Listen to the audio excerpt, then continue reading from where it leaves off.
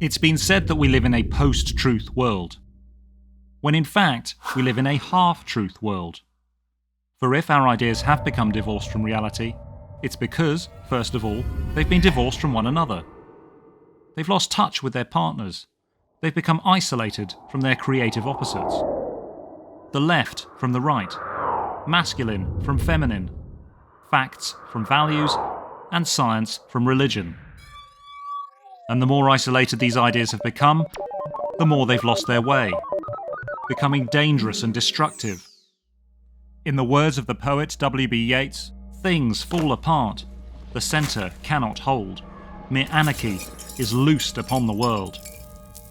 Is there anything we can do to recover what we've lost? Many years ago, the philosopher Aristotle told us that to avoid opposing vices, one must navigate between them, pursuing what's come to be known as his golden mean. When enjoying ourselves, we should neither self-indulge nor self-deny, but take the middle path of temperance. When faced with danger, we should neither be reckless nor cowardly, but aim between the two, cultivating courage. If we live by the mean, says Aristotle, we will become virtuous. We will fulfill our function as human beings, and we will flourish. And today, many of us still pursue this idea. We approach many ethical questions with the mean in mind. Aristotle's doctrine of moderation guides our thoughts on politics, religion, and living the good life in general. The only problem is, the mean doesn't work. You see, the midpoint between two ends of a spectrum is not where health happens, but where nothing happens. This is not the path to progress, but to compromise.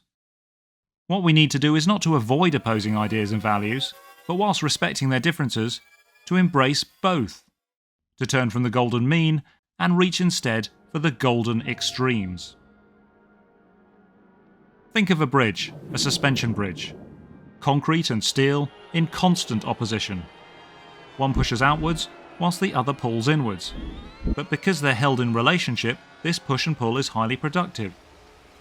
For it's by being united that these polarised forces have purpose.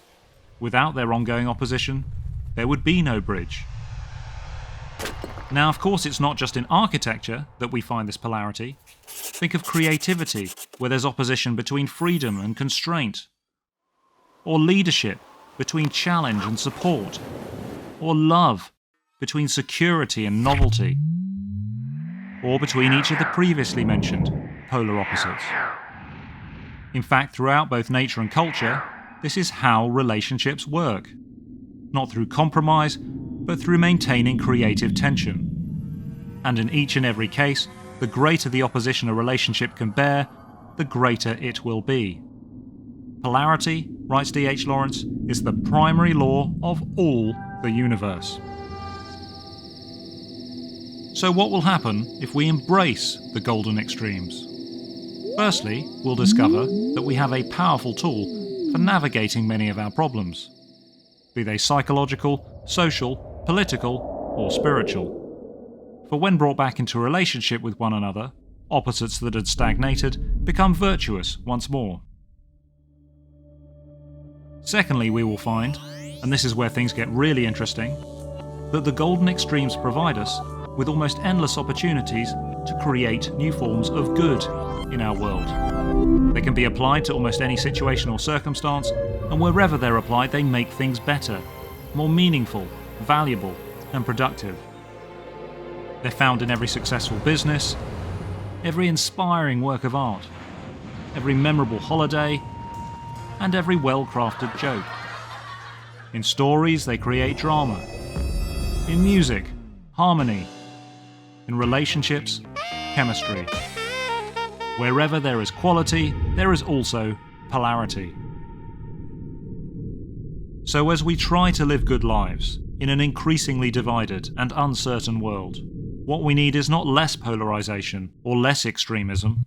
What we need is true polarization and golden extremism.